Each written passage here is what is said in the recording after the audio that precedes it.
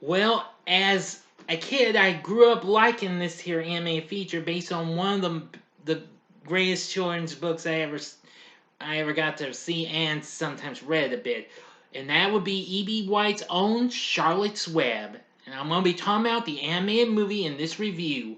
But don't worry, I'll be reviewing the live action movie next week. Promised, as always. For now, here's my review of the original animated feature from 1973. Big D's Entertainment Rankings and Reviews. So, greetings, my fellow YouTubers, and welcome to Big D's Entertainment Rankings and Reviews. My name's Doyle, better known to as the Big D, and this time around I bring to you a review of the 1973 animated musical drama Charlotte's Web, released by Paramount, produced by Hanna-Barbera, based on E.B. White's 1952 book of the same name. Like the book, the film, of course, focuses on a pig named Wilbur who befriends an intelligent spy named Charlotte who saves him from being slaughtered. The film was directed by Charles A. Nichols and Iowa Takamoto, who, of course, were big names at Hanna-Barbera at the time. From a story by Earl Hamner Jr., featuring an all-star cast of voices including Debbie Reynolds, Paul Lynde, Henry Gibson, and a host of others, alongside the narration by Rex Allen. It also features a song score of music and lyrics written by the Sherman Brothers, who recently wrote music for films like Mary Poppins, The Jungle Book, Chitty Chitty Bang Bang, and I do believe before this, Snoopy Come Home. Anyway, and Irwin Coastal did the score for this. Now, this, of course, was a moderate critical and commercial success for the studio, and it was the first of only 4 Hanna-Barbera films not to be based on one of their famous television cartoons, since they had already done 2 of them, which were Hey There, It's Yogi Bear, and The Man Called Flintstone. But anyway, let's get into the story. Early one morning, Fern Arable prevents her father, John, from slaughtering a piglet as the runt of the litter. Deciding to let Fern deal with nurturing the piglet, John allows Fern to raise it as a pet. She nurtures it lovingly, naming it Wilbur. 6 weeks later, Wilbur, due to being a spring pig, has matured. And John tells Fern that Wilbur has to be sold, as his siblings have already been sold. Fern sadly says goodbye to Wilbur as he's sold down the road to her uncle, Homer Zuckerman. At Homer's farm, a goose coaxes a sullen Wilbur to speak his first words. Although delighted at this new ability, Wilbur still yearns for companionship. Well, yes, he attempts to get the goose to play with him, but she declines on the condition that she has to hatch her eggs. Wilbur also tries asking a rat named Templeton to play with him, but his interests are spying, hiding, and eating. But Wilbur then wants to play with a lamb, but the father says she don't play with pigs because it's only a matter of time before pigs are slaughtered and turned into smoked bacon and ham.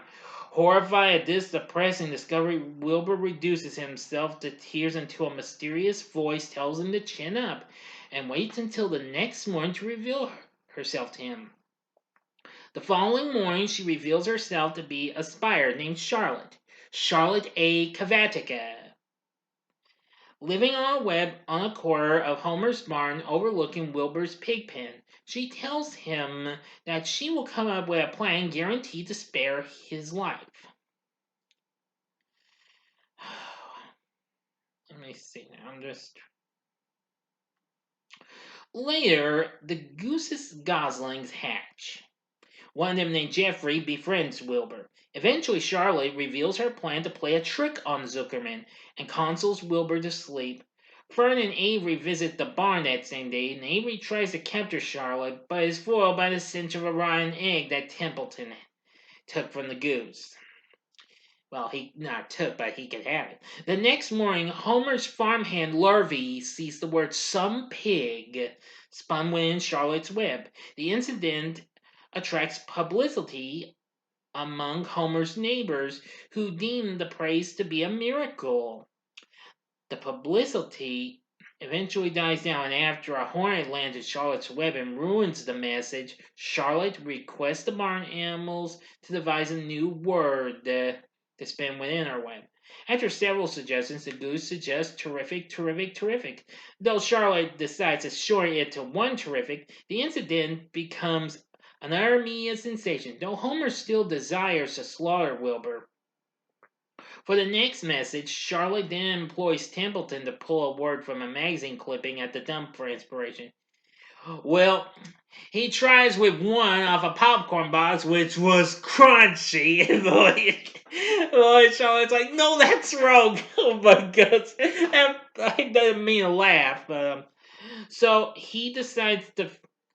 So Templeton finds a box of soap flakes with writing on it. So he brings a piece of the package, and it had the word radiant on it. Yes. Charles doesn't even know that word what it meant, and so Templeton's like, how should I know? I suppose the next thing you want me to fetch is a dictionary. Oh boy. Well, Wilbur feels radiant after doing some stuff. So anyway, following this, Homer decides to enter Wilbur in the county fair for the summer. Charlotte reluctantly decides to accompany him, though Templeton at first has no interest in doing so until the goose tells him about all the food there. After one night there, Charlotte sends Templeton to the trash pile on another errand to gather another word for her next message, in which he returns with the word humble. Yes. So apparently, I gotta tell you, after that, Templeton goes on a big munching spree with all that leftover food and what have you. It's crazy. The next morning, Wilbur awakens to find Charlotte has found an egg sack containing her unborn offspring, which had 514 of them. And the following afternoon, the word humble is spun. However, Fern's brother Avery discovers another pig named Uncle has won first place, though the county fair staff decides to hold a celebration in honor of Homer's miraculous pig and rewards him with some money and an engraved bronze medal. He then announces that he will allow Wilbur to live to a ripe old age. Now to the ending. Yeah, I'm almost there, but anyway. Let's go ahead and get into it. Like always, you have 5 seconds to stop this video, go to the description box below, and fast forward to the time below. If you've seen the movie already, please continue on after the 5 seconds are over with. Thank you, and here we go.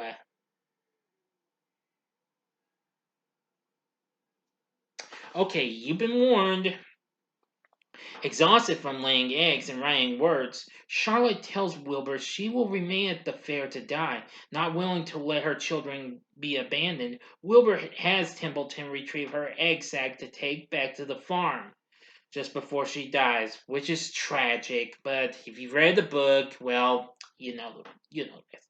Once he returns to Homer's farm, he guards the egg sac through the winter, and the next spring, Charlotte's 514 children are hatched, but most of them leave the farm, causing Wilbur to become saddened to the point of wanting to run away. Just as he's about to do so, the ram points out that 3 of them did not fly away. Pleased at finding new friends, he names them Joy, Nellie, and Arania. But as much as he loves them, they will never replace the memory of Charlotte. Yeah, in the end, it's not often that you come across a friend who is just not just a friend, but a true writer, and Charlotte was both of those to Wilbur. End of story. So what did I think of the original Charlotte's Web? I gotta say I love it. It's still one of my faves, although it's been a long time since I last saw this movie. I still have an old video cassette of it that of course came out years back. Yeah. It soon became pretty big on video cassette in '79, and then it got 3 more re-releases in '88. That was right about the time I got it. then 93 and 96, and then finally made it onto DVD in 2001. And then it got re-released again 5 years later. Anyway, now it was originally supposed to come out the previous year, but it was delayed to early 73. Anyway, it was pretty good. Now, some kind of them feel that the music and visuals were exceedingly uninteresting, but hey, that's understandable. I mean, the music's not too bad. It's still pretty good in a way. I mean, yeah, just everything is pretty good. Apparently, though, not even, but unfortunately, E.B. White wasn't too thrilled either, according to legendary animator Gene Deitch, who White wrote in a 77 letter, "We have never ceased to regret that your version of Charlotte's Web never got made, and the Hanna-Barbera version has never pleased either of us, a travesty." White himself wrote of the film. "The story is interrupted every few minutes, so somebody can sing a jolly song. Don't care much for jolly songs. The Blue Hill Fair, which I tried to report faithfully in the book, has become a Disney World." Well, and so on. Oh well, I still appreciate the music that was written by the Sherman Brothers, and well, the score by Irwin Coastal isn't too bad either. But anyway, nevertheless, we still had a good voice acting cast. Of course, voicing Wilbur is Henry Gibson, who of course was recently best known for his work on the first 3 seasons of Rowan and Martin's Laugh-In. Now, of course, he'd later go on to lend his voice to several cartoons such as Hanna-Barbera's The Biscuit and Disney's The Wuzzles. Voicing Charlotte is Debbie Reynolds, who of course was best known for doing lots of movies and appearing on TV shows and singing the song Tammy. Let's see. Voicing Templeton is Uncle Arthur of Bewitched fame, Paul Lynde, who of course soon after this came out, another film that had his voice was released, and that was the underrated Journey Back to Oz, which was produced by Filmation. Agnes Moorehead, also from Bewitched, of course you knew her best as Endora. She's the goose. This, unfortunately, would be her last performance, however. Doing Jeffrey is a legendary voice actor at Hanna-Barbera, Don Masick, who, of course, was best known for voicing characters such as, I don't know, like, I do believe he voiced Boo Boo in Yogi Bear. He also voiced Dr. Benton Quest on Johnny Quest, and of course the original voice of a Surrey in Scooby Doo, and he voiced many other characters for the studio. Let's see, Herb Vigran voices Lurvy. Voicing Fern Arable is Pamela Ferdin, who appeared in lots of movies and TV shows. She recently lent her voice as Lucy Van Pelt in A Boy Named Charlie Brown, and of course, she had also lent her voice to Hanna-Barbera's The Roman Holidays the previous year, and also as a minor character in Sealab 2020, which was also from the same studio. Let's see, Martha Scott versus Fern's mother, and Bob Holt, another Hanna-Barbera big voice actor, voiced Homer Zuckerman. Voicing John Arable is another big voice actor at Hanna-Barbera, John Stevenson, who of course was best known for voicing Mr. Slate on the Flintstones. Voicing Avery is Dan Bonaducci, who a lot of you know him best from the Partridge Family. Not only that, Dave Mann, also from the Partridge Family, does the Ram, although in the book he's referred to as the Old Sheep.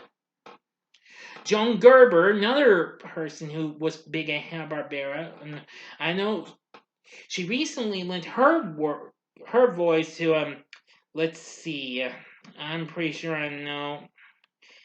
Yeah, to her, to various things, including H.R. Pub and stuff, and Lancelot Link's Secret Chimp. Yeah. Voices Homer Zuckerman's wife, Edith.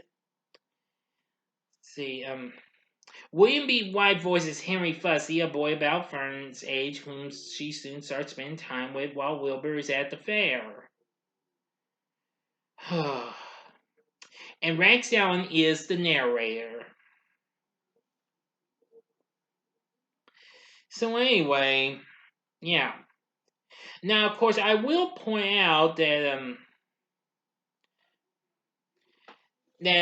even after this, well, Pamela Ferdin and Paul Lynde would both reteam for the Paul Lynde Show, a short-lived ABC sitcom. And Lynde also recently lent his voice to some other Hanna-Barbera shows like the Chattanooga Cats in the It's a Wolf segment and The Perils of Penelope Pitstop, where he voiced the Hooded Claw, aka Sylvester Sneakley. And of course, he was also Mr. Pertwee in Hanna-Barbera's underrated primetime tune, Where's Huddles? Now, Joan Gerber and Danny Bonaducci would, however, later go on to lend their voices to Partridge Family 2200 AD, which would come out the following year in 1974. Anyway, overall, the film did well. It did made $2 million in rentals. There would be three other films that came after this, not based on Hanna-Barbera shows, like Chomps, High Song, and Once Upon a Forest. But anyway, the voice acting cast is really good. The story isn't too bad. It could have used some touches and what have you.